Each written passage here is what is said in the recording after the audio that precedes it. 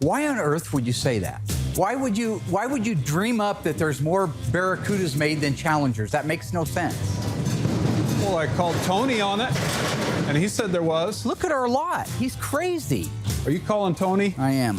Tell him I'm hungry. I'm sure you are. Why don't you guys go get a Philly steak sandwich I want together? one. Hey, I got a question for you. Why would you tell Doug there's more Barracudas made than Challengers? Why would you ask him from 1964 to 1974? Well, that's when they first started making them. But we were talking about E-bodies. You're wrong. Well, you're right, because Barracudas started in 64. If you're talking about Barracudas from 70 to 74, the E-bodies, there were many more Challengers. They're almost double. Yeah? So? Maybe you two ought to just start your own show together. Dung and Dunger. Ha, not really. On this episode, an unexpected delivery shows Mark the devil in the details. The team tears out a chicken shed from a 58 Fury, and the Iceman bakes the network to keep the show on the air.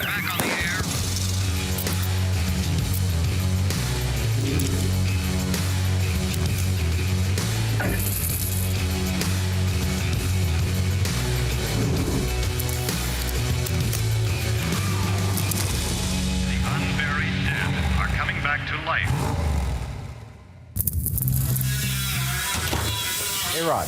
Yes, sir. Welcome back. Thank you. How are you? I'm good. How was your month off? It was 7 days. I've been here a long time. I co-founded the company with Mark. Being an executive producer kind of sounds exciting. A Thai food restaurant, but it's in a ship, and it's split right down the middle. But a lot of it is just managing people. And it's called the Titanic. I haven't heard anything back on the contract itself, so I'm just writing in again. I want to put the words "pray tell" because I think that sounds kind of intelligent. This is actually what you're sending them? This is what I always send them, almost the exact same thing. Yeah. Do you always write in all caps? Is your key Because I'm broken, curious or to know. I've actually written them 5 times so far, and they're not writing me back. It is definitely not a good idea for Mark to send the network an email every day. Why the face? Why the Because- surprised eyebrows? Well, Look 'cause- like Count Chocula No, when they go up 5 like that. Are you writing them? Is your hair when did getting you thinner in the first- front? The thing that I don't get about Mark is that he bills himself as a classic used car salesman, as he likes to put it. I'm doing air quotes for some reason. I mean, is that like a little bit excessive? Because, I mean, daily, you're not really giving him a chance to... Well, they've written back 3 times so far, so something's working. What have they said? They said they're out of the office. Those are autoresponders. Anybody who's in any kind of element of sales will tell you that if someone is desperate, that's not a good position to be in if you're selling something. They're probably legitimately out of town. Dale said it takes weeks. He says it takes about 2 weeks since the last time it airs to the, historically, that's what's happened with us. DL is our executive producer. He's the devil. And so his whole thing in the course of a day is to keep me down, beat me down, hold me down, put me down, and then once in a while he'll throw me like a nugget. He's calling himself the Iceman. He tags out in his email, Iceman. You ever see Omen? Yeah. You saw the movie, the series, yeah. I think there were 3 of them, right? I just saw the first one. You know when they shaved the kid's head, he saw the 6s? Yeah. That's DL. Well, DL often has a shaved head, and I haven't seen any weird birthmarks that resemble Nobody has a weird, 666. he has a weird head. Have you ever seen the top of his head? To have ice in your veins, I mean, that's the ideal position to be in if you're selling something. You need to be able to be like, we don't need you. We can walk away. We got other networks over here, in other parts of the world that are going to buy this show. It's no big deal. Yeah, we don't need you. I mean, that's not the impression no. I wanted to follow up and see when we will be getting our new contract, okay? Yeah. And what I'd like to end it with, tell me what you think of this, an exclamation point, and then question marks. Not the Iceman.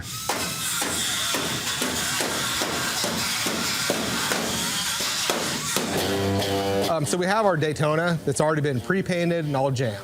So at this point, we're ready to hang on our doors and our fenders, make sure our gaps are good. All right, Michael, hold that door up there. That'll be Michael's first time, so it's a good chance to kind of walk around, show him what we do here. On top of the fact, it's a really clean car. So when he starts on it, he'll have no problem actually getting this car together and getting it ready for final paint. Whoa, what the? I love the car. If it was my car, it's one of the few that have come in here. It may be the only one that was a running and driving survivor car. It's only that once. So if it was my car, and it's not, I would have kept it the same. But in this circumstance, the owner wants to redo it, so we're gonna redo the car for him. You know. Extend a little bit more. Hold on. So before we just go in there and just slam these doors, we wanna make sure that nothing's hitting. We just kind of close it slow. Is that hitting there? It's getting real close. You know, anytime we hang parts, you know, we have nice tools. We have door hangers. The cars are on whirlies, so you can really have a lot of adjustment in there. So it's going to hit. Keep going. Yeah, stop. Okay. So that's because the top of the door is too far in. It's just a matter of taking your time and not beating the crap out of the panel. Watch what you're doing when you bolt the door on. Before you just swing the door open, and make sure it's not too close to the pillar where it starts to chip paint. So it's just about putting it on panel by panel, taking your time, and just taking a step back, looking at the overall job before you do your next move. So now look at our gap now. Got plenty of room for it to clear. And then that's set, good to go. Sweet. I don't know what you've done. You've gone crazy. Then pull that over those two studs down there.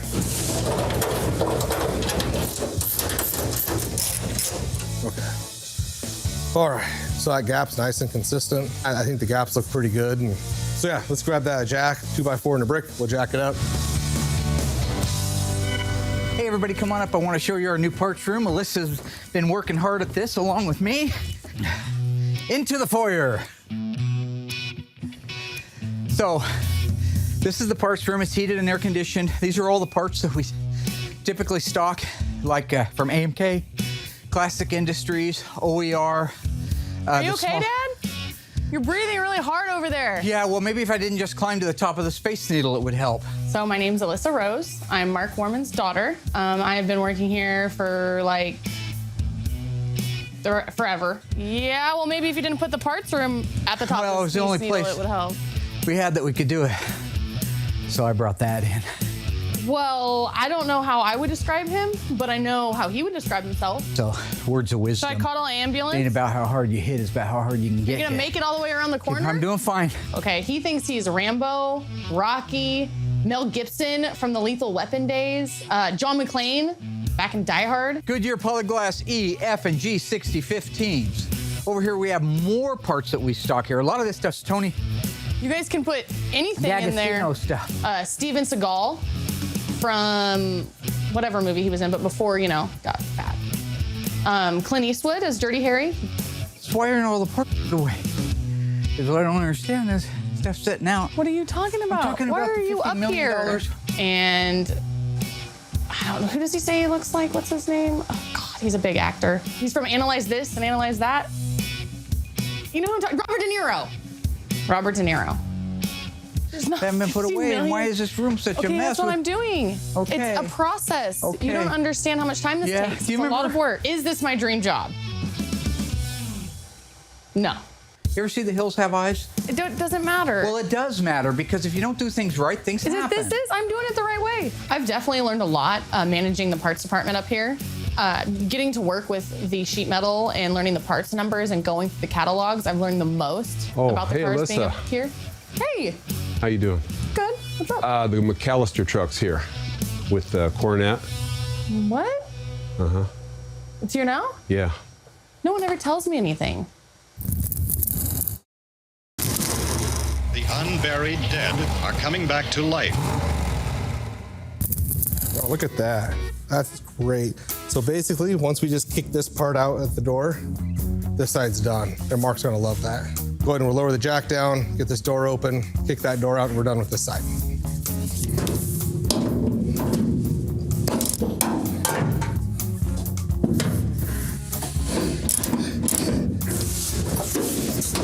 Gaps look good. That's how, you know, everything should look. Like I said, on a car that's solid to start with, everything pretty much just falls into place.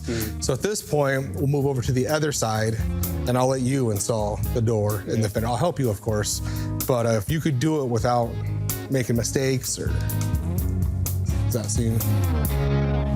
We'll see. So as far as I know, the Hemi Coronet is back for a few just minor fixes. that I guess could have been fixed before it left. So.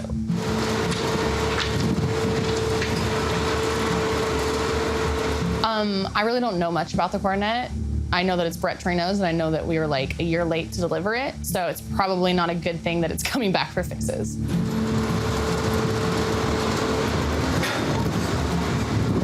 As sad as I am to like see it back, because I know that means problems, it's actually kind of a bittersweet feeling. That was the first car that I did metal work on. It's where I learned all of my grinding and everything. So, and it's one of one, so it's hard not to love that car. Hey, Brett. Good. How are you doing? I know he doesn't show it, but having a car come back, he has really high expectations for the shop and for himself. So I know that it has to bother him. I'm sorry. I'm sorry. I'm just going 100 miles an hour in different directions. You know, the thing about Graveyard Carz is I built it up over the years to be where it is today, which is renowned as one of the top Mopar restoration shops in the country, maybe in the world. So when I have a phone call from somebody, especially a friend, where he's saying, hey, this isn't up to your standard, it has some problems. I mean, it's not easy for him to make the call. I know, I wouldn't want to make it, but in business, I want to know about it. So it's not like I'm unhappy or sad that he called me. I'm just rather depressed that it happened. It shouldn't have happened. I'm not sure why the Coronet's back. I do know it's not body and paint related. We do perfection on this side of the shop. Over on the assembly side, they can get a little sloppy from time to time. So when we go over it with Mark, I guarantee it has nothing to do with us over here, and it's all over there. Of course, Will claims that those aren't his issues. It's never Will's fault. Will's never got anything to do with it. Walking around with his little tiara on. We don't make mistakes in the paint shop, body shop, or the metal shop. We set a very high standard out here, starting from when the car comes back from the dipper in George's department, all the way over to mine. So when I'm done with the car doing the undercoating and it's all buffed out, I roll it over there, put it on a bin pack, and I know I can walk away and there's no problems. Oh my God. Don't get me started, okay? I love Will, but he is like the princess of Graveyard Carz. Everybody thinks it's me, and I wish it was, but I'm not the one who gets the special treatment, come and go as I please. He's always taking selfies, and you know what? I'm the one that gets him his hair product. He comes to me to buy it for him. That's how much he cares. He uses special shampoo, conditioner, leave-in. I get him oil treatments. Good God. What about when you guys paint on? I don't run paint. See, producer, you're trying to get me riled up. Today's a good day. I'm not gonna let you upset me. Look, I'm not saying it's Will's fault. I'm just saying it's kind of weird that he's got to paint every car twice. All right? So yeah, the Coronet returned this week, and that's bad for a lot of reasons. It's an expensive car. We had it a long time, and the things that it's coming back for are the piddly little things that a person can take care of if they had more time. So that's a big black eye. We have Christine that has to be completely disassembled and inventoried. You don't just rip a car apart. First off, it's Christine, so it's evil. It's my own hypothesis there. A big Stephen King fan. But on top of that, you've got to inventory every single part that came off of it, put it in the right box, and make sure that it gets delivered correctly to the correct subcontractor who's going to be doing the anodizing, the nickel plating, the chrome, the zinc, the black phosphate, all these things, because we restore cars to OEM, so it has to look OEM, original equipment manufacturing. The perfect ending to the trifecta of misery in the dark cloud is that we haven't heard from the network. So if they don't pick up and renew the next 2 seasons, that's going to be the end of Graveyard Carz. Now, I'll live. I have plenty of cars to work on. Everybody downstairs in the shop will live and be fine at Graveyard Carz. Everybody upstairs that helped make the show, what are they going to be doing, right? Then, even more real, every car that's here, we have almost 100 cars total. Now, 30 of them are disassembled and in process, and the other ones are waiting to go through.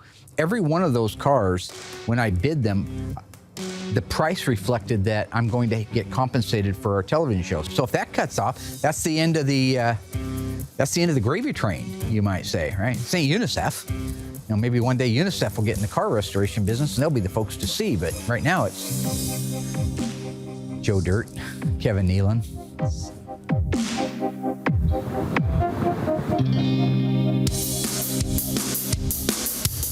Christine. 1958 Plymouth Fury. This is the car I decided would be the car that would best represent this third generation 426 Hemi, groundbreaking, amazing, and quite frankly, evil engine. I found a 1958 Belvedere two-door hardtop. And so we're going to convert it to look exactly the way the movie car Christine looked in the motion picture. Like that, and like this. Boy, I'm so nice to see that this isn't all rusted. I was scared to death it would be destroyed. Go ahead and pull all that ugly carpet out of there. Back in, look at the little bee's nest.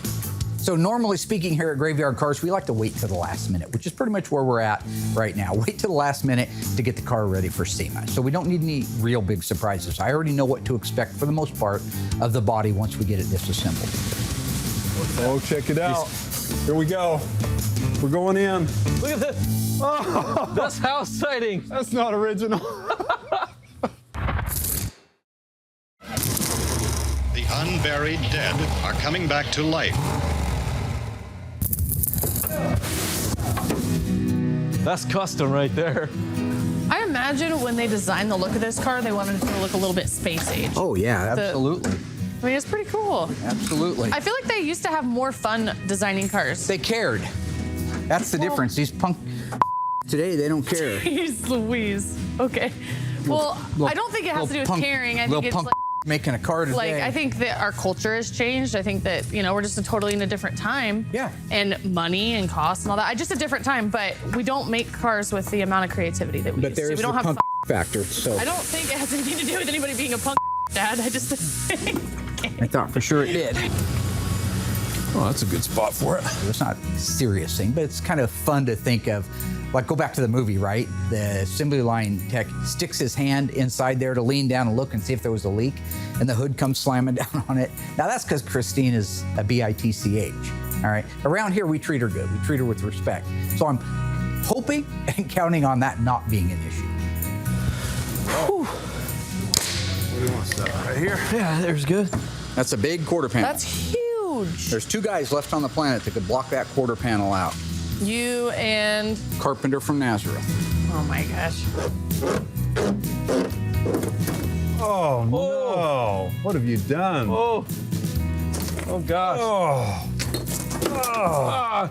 So if you remember back to, it's actually that blue 69 GTX, as a matter of fact, we were talking about how things can be deceptive. I want to show you on this one how to set. Now this guy that I bought it from is a sweetheart of a guy. He told me, dude, you're going to be putting quarters and floors in that car. Oh, okay. At least a good portion of them.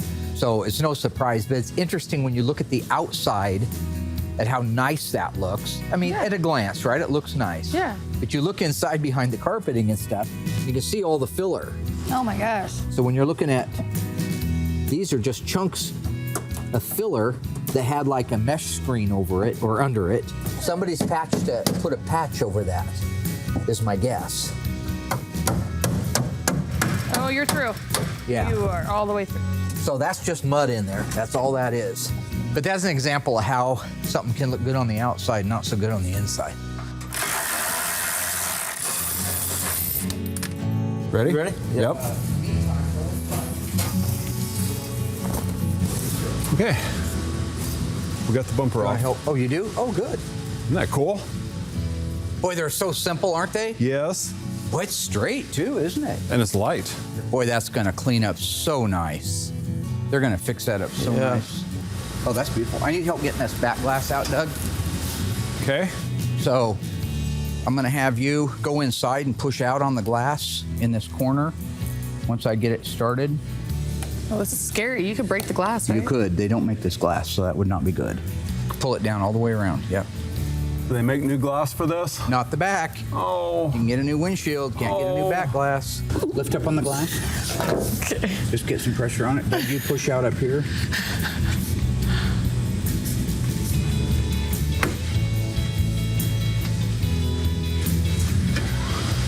Fantastic. Wow. Yeah, that's great. Boy, that's heavy. Jeez. Hey, Justin, do you believe in ghosts? Not at all.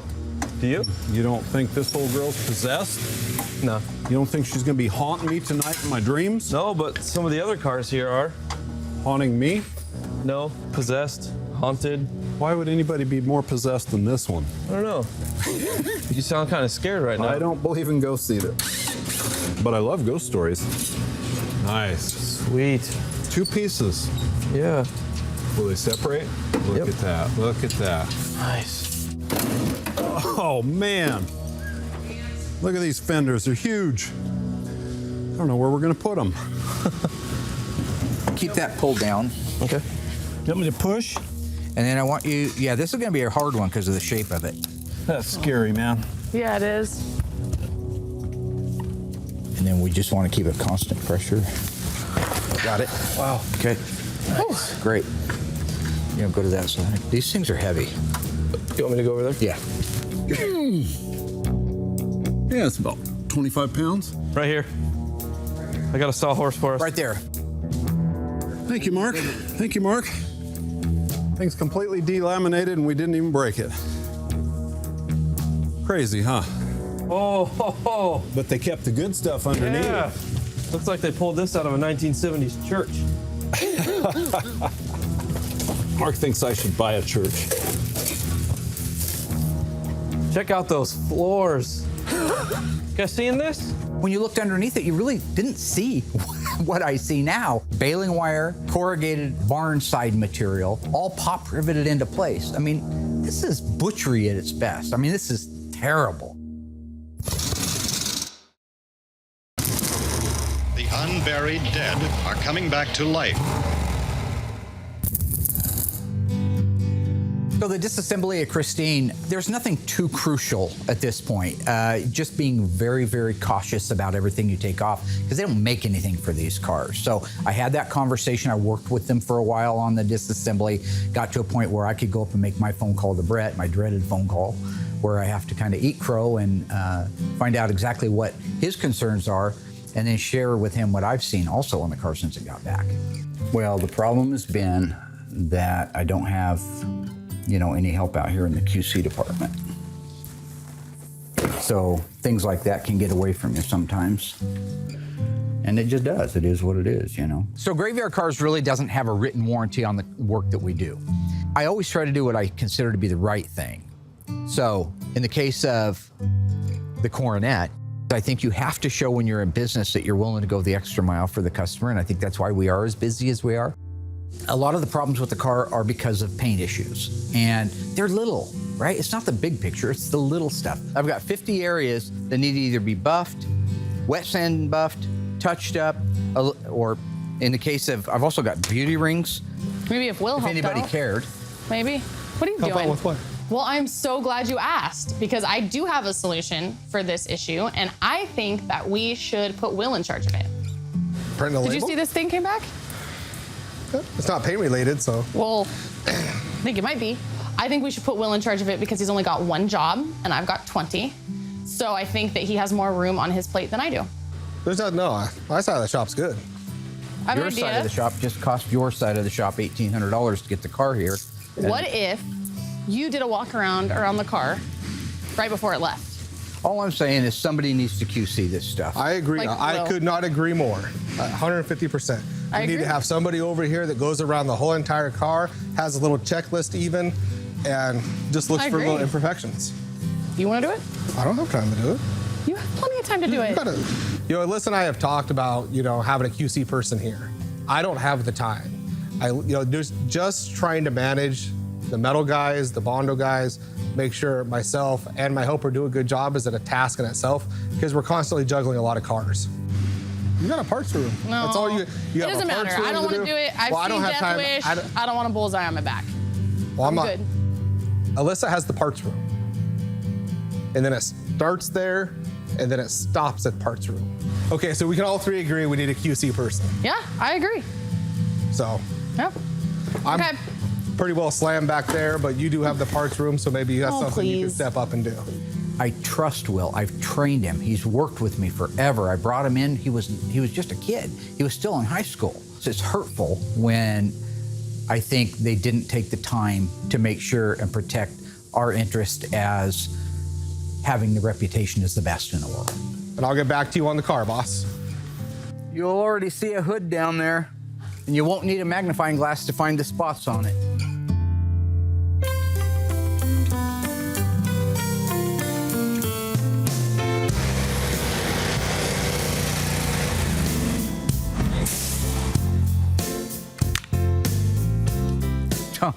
Yeah, there he is. Hey, how can I help you, Aaron? What do you want to buy today? Usually, when I go out to find Mark, I need to borrow his credit card. Something related to our production here, and so whenever Mark sees me, he typically thinks that I'm coming for money. That's what Aaron does. He comes down here and he says, been talking to all the guys, which means he hasn't been talking to anybody. Yeah, we need a new KP500 camera with the new super exposure lens on it. But that's not true. I don't always approach him for money. I mean, sometimes I'm reminding him about paychecks or maybe a bill. So maybe it is about money. How can I help you? Well, first off, you texted me. That's why I'm down here. I know. I texted you. I don't need to have it read back. I haven't heard back from the guys. I sent that email in. It's been like 3 hours. 3 hours. At the very least, they're just sitting back counting the question marks in his headline and his email. I mean, or counting the exclamation points or wondering if he knows his caps lock key is on. They're 3 hours ahead of us, so that's like 6 hours. That's not the way that works. It's called math. I don't know. I mean, how can you process something like that? I mean, they're probably still processing the other emails and phone messages and whatever other things he sent. I don't know, carrier pigeons? I mean, no. Well, it doesn't matter. My question is, I'm watching a video the other day online, right? Yeah. This little kid, well, he's a grown man, but he looks like a kid, right? So is that a little person? Yeah, I think so. He's making millions on a YouTube channel. I think they're making a shoe after him. All right, so have you had a shoe made after you? I don't think so. No. Okay. This guy's making millions of dollars and he's running a YouTube channel. So I get thinking, well, I've spent millions of dollars making a TV show. Why can't we have our own massive, major YouTube channel? We do have a YouTube. One of our other executive producers, DL, he manages the YouTube page, does a great job of it, and has been really doing a lot to promote it lately, and it's been growing really dramatically. Apparently, Mark doesn't know that. Let's say we get canceled or they don't pick up our new contract, which is very, very likely since they are not responding to any of my pleas. Not really that likely, but okay. Well, it's very likely when you look at last season. I'm not going to pick on anybody that's not why I'm here. Okay. Mark is what we would call a classic flip-flopper. He will love an episode until suddenly people on Twitter or Facebook don't like that episode, and then he hates it, and it was garbage, and everyone is crap, and everyone should just be fired, and we should start over. You got, what, 11 clowns up there right now, including Not Louis 11. Anderson, the great big fat. If for some reason it's the other way around, like we could show him an episode and he'll come back and say, this is the worst episode ever, it was garbage, but then we have good ratings or a really good response on social media, and suddenly, oh yeah, that was fantastic, I did great in that episode. Mercurial, I think would be the right word.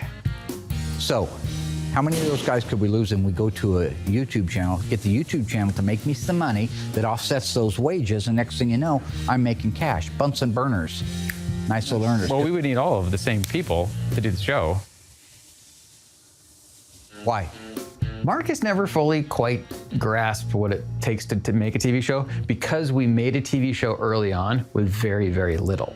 And it worked because we were really, really dedicated. We put in a lot of time. And more importantly, we took a lot of time to make the number of episodes we made because it requires. I mean, we got 2 camera operators, we got a sound guy, but as production kind of ramped up and we had to make more episodes in less time, still need to edit it. So you need your editors and your mixers and your colorists. You know what the word redundancies means? I've heard the term. Well, there's this old saying in production that you can either have it fast, cheap, or good, pick any 2. Well, Mark kind of demands all 3. I'm trying to avoid that train wreck. And the way I avoid that train wreck is with you. Why? Because we're equals. Those are the greater than symbols, but I mean, you could do it. Well, I hate to break this to you, but if they don't pick up the contract, there will be redundancies. Now, I need you to keep that to yourself because yeah, absolutely. I don't want you upstairs scaring everybody. Okay. Hey, Steve. Yeah. Do you know what redundancies are? Redundancies?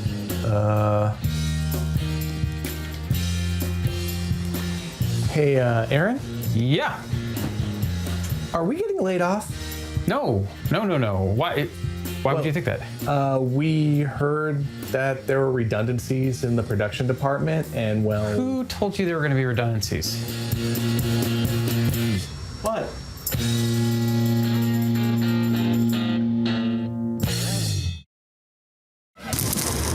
The unburied dead are coming back to life. So we'll have to put it on the hoist to get the pitman arm loose. Yeah. Should we raise it up? Yeah. Going up.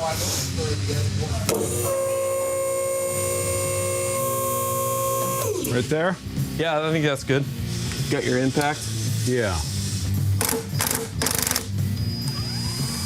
There we go. Piece of cake, right? We call that a pickle fork. There we go. I got it. You got it? Yep. Oh, man, look at that. This car's falling apart. There we go. So we can lower back down now, huh? Cool.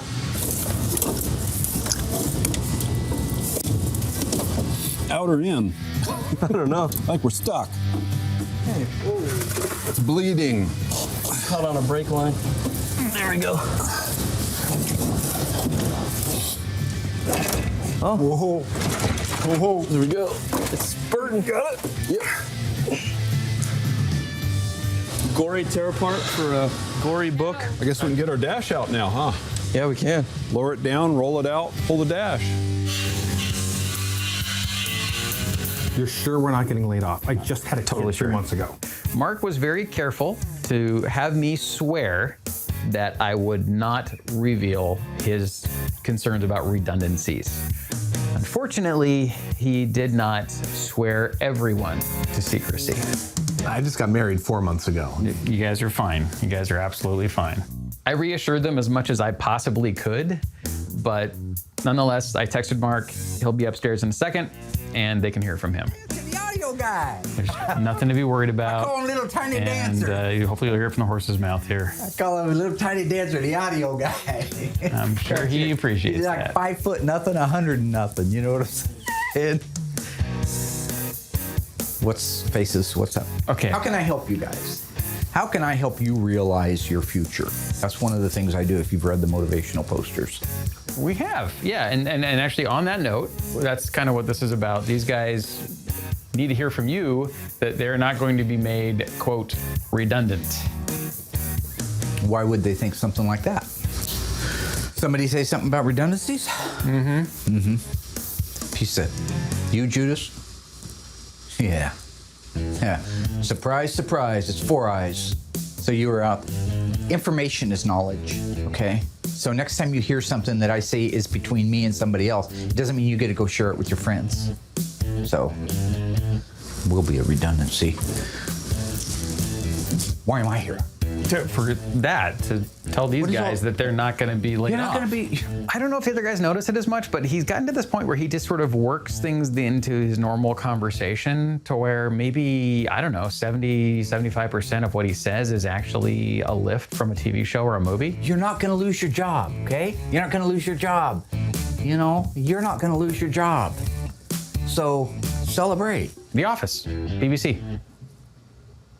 And Good times, come on. You're absolutely sure of this? Guaranteed. Because I just got word back from the network and we got the contract coming. Yeah, we heard that a little bit earlier. You can't hear that, or I just got the email literally 5 minutes ago. Yeah. Yeah. Where'd you hear that from? Where'd you? I told them, Mark. Is that him? Oh, shh. I don't know why Mark hates DL. He's always hated DL. See, that's the problem. This is the kind of good news that I should be able to share with people. Not bad news, not about redundancies, you know? DL does a lot. I mean, he wears a lot of hats. He's an executive producer. He does color and mix and edits and directs, he does a million things around here, and he works long hours, and maybe that's it. Maybe he works a lot, therefore Mark pays him a lot, and anytime Mark has to pay someone money, he hates that person. See, that's why I don't like him, okay? Or it could just be that he likes to insult them. Not the fact that the back of his neck looks like a package of hot dogs stacked up. So yeah, we're pretty assured that no layoffs. Good enough. You still on there, Deal? The unburied dead are coming back to life. The GD says, I thought you wanted a 10-inch pianist. You know, the play on words. That's good. Will, you know the genie joke? I'm aware. You guys, did you hang the fenders and doors? Yep. Mark. Me and Will. Nice to meet you. Mark Worm, Graveyard Cars. First car? Nope. What do you think so far? Oh, I'm loving it. Yeah? I'll give you the tour a little bit later. Got a greenhorn here, working with the greenhorn. First day. George, have you met the new guy? George? Michael, George, Adam? This is Steve. Oh, you've already met George. Yeah. Hi, Michael. Hey, Adam. Okay, do you remember when you told me to hire him 3 months ago? We sing about beauty, Guys, and we sing about truth. It doesn't matter. Complete Waste. picture on the cover of the road. Welcome to hell. Michael, 4:30. There is no tour. Michael, don't. You just keep doing a good job, and that's fine. The unburied dead are coming back to life. So when I left off on Christine, we were just finishing the disassembly of the body. Everything is disassembled, inventoried. We know what's going to have to go up and get anodized, what's going to have to get polished, what gets chrome, what gets yellow phosphate, zinc, chromate, and all that stuff. Those are all the pieces and the parts. Yeah, this grill's kind of cool. At a glance, it looks really nice, but if you look carefully, you can see that there's some bends, some tweaks, some rub marks in it. This lower one here, on the face of it, doesn't look too bad. But when you roll it over, you can see when they get smashed together and spread back out, they start looking like this. But I should be able to get these out, and then I can dolly and hammer it until this is all straight the way it's supposed to be. Then I'll send it up and I'll have it stripped and I'll have it re-anodized, and it'll look like brand new again. And these are getting hard to find. They're getting good money for them when you do. I think we're ready to lift. Ready to lift? Ready for liftoff. All right, let's see it. For me, one of the most exciting elements of this restoration is this is the first non-unibody Mopar I've worked on. You can't take a body off of a frame, although you see that written a lot in articles and frame off restoration on a 70 Charger. Well, that would be quite a trick since it doesn't have a frame.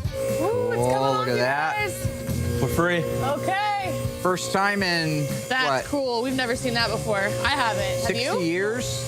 All in all, really, I'm just anxious to see what condition the frame is in. We already know what condition the body's in. Now, where are we at with that frame? Oh, I wonder if it's going to be easier to work on this. My job can be a little bit easier right now. I'm not just held up in one area. The body guys can be working on the body parts. Doug and I can be working on getting the engine installed, getting it plumbed out, getting the brakes and all those things on it. How awesome is it going to be to build out that whole Hemi right on here? Beautiful.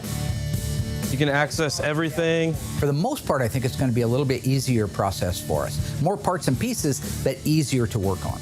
The frame is in really nice shape. The body's what I expected exactly. I got to get on the phone and see who's making what and get some metal coming for it. We'll get this moved outside and we'll start setting up for the dipper. What I learned with the return of the Coronet is that things can happen to anybody. I run around here thinking I'm doing all these different things, and I'm trying, but by getting pulled away in the middle of something, that's how mistakes happen.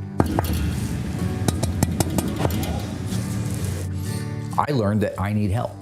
That's just a fact, and it's okay to say that, right? I need help in that shop. I need somebody to help me QC. You notice that George is moving like incredibly slow right now, like ridiculously slow? Like he spent 3 days putting a door on a car. I should not have a car, of any car, no client, but let alone a 7-figure car, travel 1,000 miles down to Las Vegas and then have to turn around and come back on my dime because I didn't have, I guess, at the time, the knowledge that I do now, that I need help and can't do it by myself. I need more people like you. If I have more people like my buddy Will, I'd be rich man right now. Rich! You've never said that. Huh? You've never said that. Well, maybe I didn't say it to your face, but I say it behind your back, and that's what counts. What do you need? I don't need anything.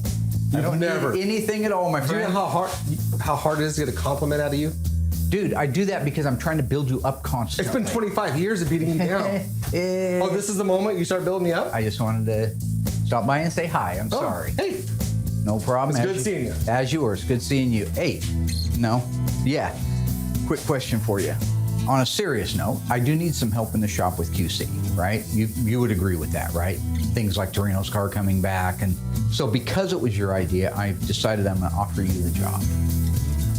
This is a golden opportunity because you're right next to the Iceman at that point, right? There's like the Iceman's up here. So he's like El Jefe, right? You got to agree. Yeah. Well, it's your shop, so. Right, I own it, right? Right. You are going to be my assistant. And that is power. Well, thank you. You're welcome. I'm gonna pass. Thank you very much for thinking of me. But it's funny you bring this up because Alyssa was really interested in doing more around here. So, it's awesome Mark offered the job to me. But, anytime he offers stuff like this to me, I just suggest Alyssa does it because I just don't have the time. I wish that I could help you, Dad, but I really am swamped. I have a feeling super busy. Seriously, you have me doing coffee, which is kind of ridiculous at this point. Like, we need to hire somebody for that, or we shouldn't even have a coffee spot here. Like, well, I do better with coffee. Okay, I'm HR. I'm your personal assistant, human resources, and slave. Like, I just don't know what else you need. Yeah, I do everything. I run errands. I mean. As what Alyssa forgets and doesn't realize, this is all payback for what she did to me in Vegas with the magic hat crap she did. I just deflect all that onto her. So this is complete payback for everything that she's done to me. I am building you into a machine, a working machine that cannot be stopped. So that's why she's our parts girl, our research girl, our coffee girl, and about to be our QC girl. Well, I guess I'll do it. If I'm gonna manage and wait, is it the same thing? Yes, okay. Absolutely. Do I get to fire people? No. Can't fire anybody. Then I need an office. You're in it, right here. Oh, so this? I now bequeath this. Well, I mean. It's air conditioned, well lit, HED, LED lighting. You got like a little closet down there. Yeah. You really well, should. it's actually. So I'll take this. This sounds good. This is great. Okay. Of all the people that work under this roof right now, I think Alyssa is my best candidate to do the QC. She knows my brain. She knows what I expect. She's been with me her whole life. I think she will grow in that position, and it'll be a great help to me as time goes on. And at the end of the day, if she doesn't, I'll drop her like a bad habit. Apollo Creed, Rocky 1. Biblically speaking, you're my seed. Well. So. All right. So the 58 Fury are our Christine. Everybody's got a Christine. I was a little apprehensive from the. This is stupid to even admit, but like the superstitious standpoint. I don't know if like all of a sudden this is some hitchhiker from Christine the original that's going to cause problems. I don't want to die in a 58 Plymouth.